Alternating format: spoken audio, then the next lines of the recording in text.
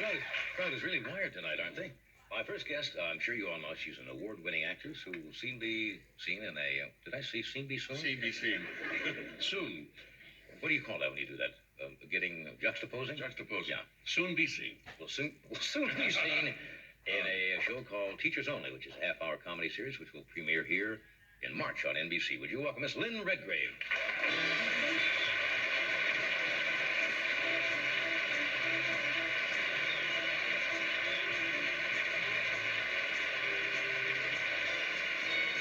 It's nice. You look lovely. You're really dressed up. Yeah, you just got your tweeds on today. I thought Yeah, you'd this is have kind of country, I guess But you you'd look say very that. nice in it. But I thought you would have a dinner jacket on, you Well, see. if I'd have known that you were going to bring out the basic, whatever that is lovely. Well, you know, dare I say what this is? You know what this is. You know, this is a dress given me by Mr. Blackwell. Because, you know, he put me number 2 on his worst dress list. And he gave me this dress so that I might never appear on his list again.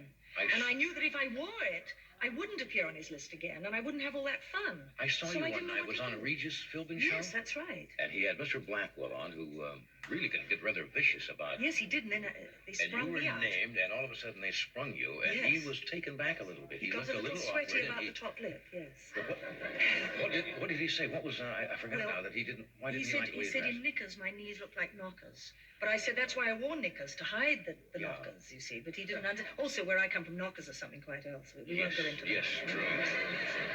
I think that translates here also. It does? Oh, good. But, what are his credentials anyway? Is he a designer?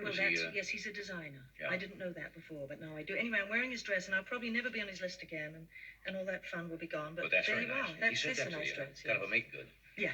There's an old... there's an adage, but it's saying that women dress for women rather than men.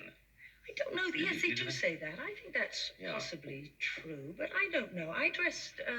my husband's my great dressing advisor, except I tend to ask him at the wrong time. Like this morning, I said, now, should I wear this dress? And I went in, and he was in the shower, and my hair was all over my face. I had no makeup on and no shoes. And I looked kind of... He said...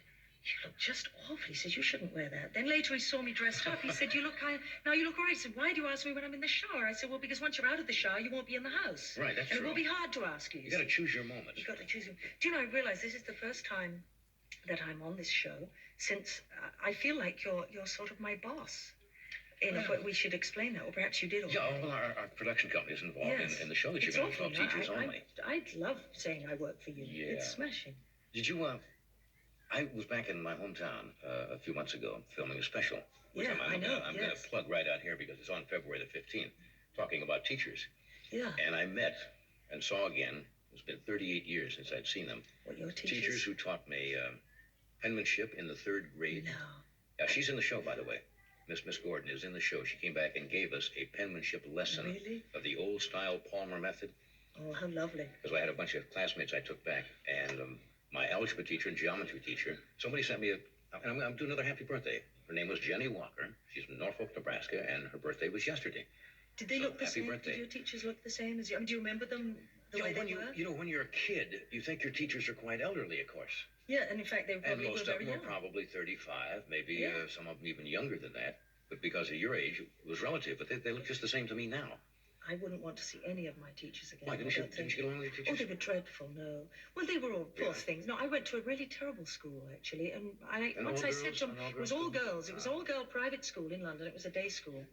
And there wasn't a good teacher. I mean, it's wrong to say there wasn't a good teacher there, because right now somebody will have emigrated to America and I'll get some terrible letter. But nobody there inspired me to learn, you know, and I've noticed that with my kids, Benji and Kelly. Benji's now in junior high, where it's sort of very important that you get the grades and all that sort of thing.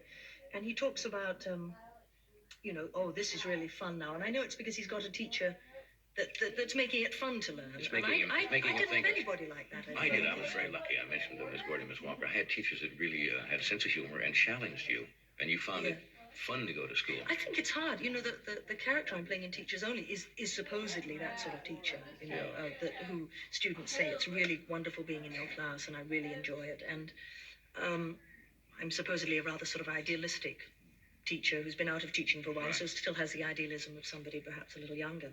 But it is hard. I find it hard with my own children, like if they need help with something, to not jump ahead and know the answer, and so sort of say, well, that's easy, you know. Of course, sometimes it's hard. I can't do math. I cannot. I thought I was pretty good in school until Tim, my stepson, came in one day when he was in high school with something that I could not even comprehend, the new math.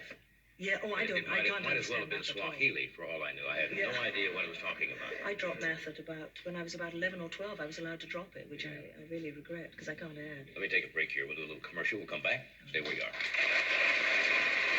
Well,